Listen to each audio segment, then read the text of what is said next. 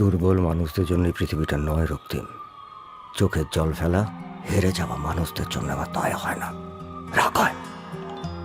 আমি বসে থাকি প্রায় এই এটা কি অমানুষের সময় জিজ্ঞেস করেছিল কিনা আমি জানি না।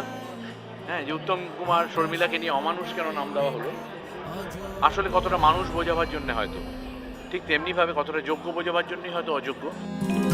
মেনে নিতে শিখে যাই বয়ে বেড়ানোর দায়, ঢেকে রাখি ক্ষত দাগ অপরাধ বেনামি। অনেক কথা মনে পড়ছে। আজকে 50তম ছবি আমার আর ঋতু। এটা আশীর্বাদ, এটা ঈশ্বরের আশীর্বাদ, দর্শকের আশীর্বাদ। আমাদের সঙ্গে কাজ করেছেন অ্যারাউন্ড আমার মনে হয় 30-35-40 জন পরিচালক, প্রযোজক, স্ক্রিপ্ট রাইটার, টেকনিশিয়ানস এবং ফাইনালি আমার অডিয়েন্স। তারা ঋতুর 30 বছর, তো মানে 30 বছর ধরে আমরা দুজন একসাথে কাজ করেছি, তার মাঝখানে 14 বছর কাজ করিনি। তাতেও মানুষজন আজকেও অযোগ্য রিলিজ হয়েছে, প্রমাণ করে দিয়েছেন। শুধুমাত্র পশ্চিমবাংলায় নয়, আমি এক্ষুনি আমাদের পিভিআর আইনক্সের সাথেও কথা বলছিলাম। দে আর সো হ্যাপি যে এটা পুজো সিজন নয়, এটা কোনো ফেস্টিভ্যাল নয়, বাট এটা আমার আর ঋতুর এই 50তম ছবিটাকে দর্শকরা ফেস্টিভ্যাল হিসেবে নিয়েছেন। তুমি আপনি সব সময়ের সঙ্গে বাধা রক্তিম। আপনির বয়স বাড়লে ঠিক তুমি হয়ে যাবে। আমি একটা কথাই বলতে পারি, একই কথাই বলবো, বিকজ এটা আমাদের কাছে একটা ঐতিহাসিক মুহূর্ত। কারণ ইতিহাস তো এমনি এমনি হয় না, ইতিহাসের পিছনে অনেক পরিশ্রম থাকে, অনেক ঘটনা থাকে, তারপরেই একটা ইতিহাস হয়।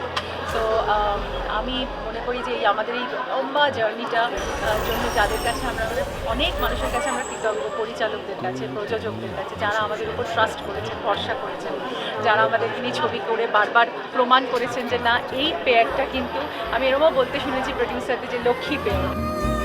জানি না আমি আর জানানোর সুযোগ পাবো কিনা, কিন্তু আমার মনের এত বছরের বোঝাটা আমি নামাতে চাই।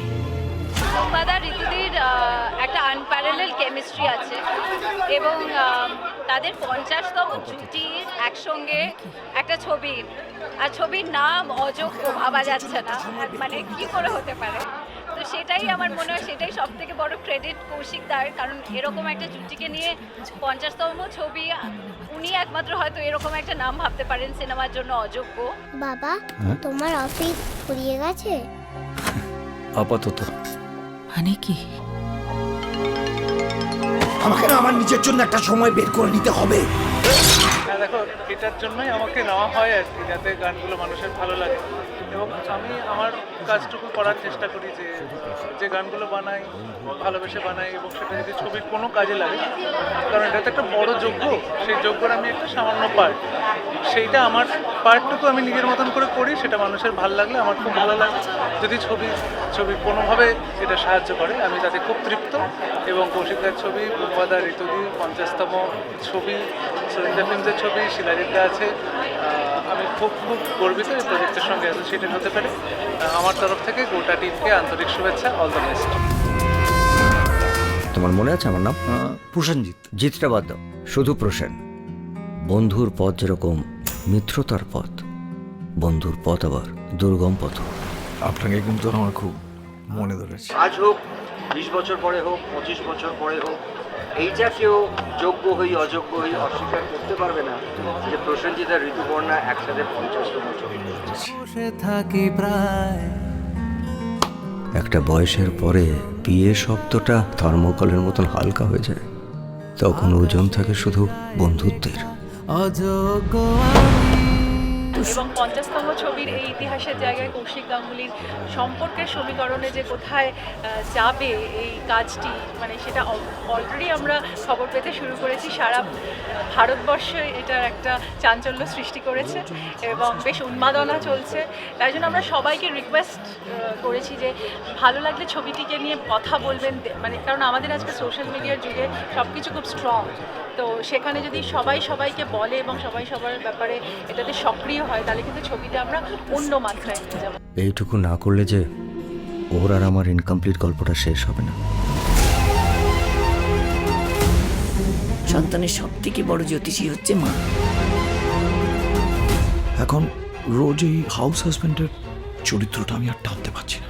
যোগ্য জুটিকে অনেকে তো বলছে কী করে এতদিন থাকলো, এত কাজ করলো, কত কথা তো আপনারাই জানেন সাংবাদিকরা। এই ছবি তো বুঝিয়ে দেয় যে একটা ছবি দর্শক যদি না চায়, কোনো নায়ক নায়িকার ক্ষমতা নেই 50টা ছবি একসাথে করার, যেটা রেকর্ড। এবং 14 বছর ছবি না করে তারা যখন ফেরত এসেছিল, তারপরে প্রাক্তন সুপার ডুপার হিট, দৃষ্টিকোণ সুপার ডুপার হিট। আশা করছি সেই রাস্তাতেই চলবে অযোগ্য। কাজেই আমার কাছে বক্তব্য হচ্ছে যে এই যে একটা মিথ, তাদের ব্যক্তি জীবন এবং তাদের পর্দার জীবন, এই দুটোর যে অদ্ভুত মিস্ট্রি তারা বাঁচিয়ে রাখতে পেরেছে এত বছর, সেটা দর্শককে আজও যে আকর্ষণ করে। তাই জন্য আজকে শুক্রবার যে শুভ মুক্তি হলো, আজকের দিনে দাঁড়িয়ে শনি রোববারের মতো সেল হচ্ছে। এইটা কিন্তু আমাদের ম্যাজিক না, ম্যাজিকটা ঋতুপর্ণা প্রসেনজিৎ, মানুষের বাংলা ছবি দেখার আগ্রহ এবং ডেফিনেটলি আমার ছবি যারা ভালোবাসেন তাদের সেই বিশ্বাস। ক্যামেরায় অশোকের সঙ্গে বলরামের রিপোর্ট, এস নিউজ।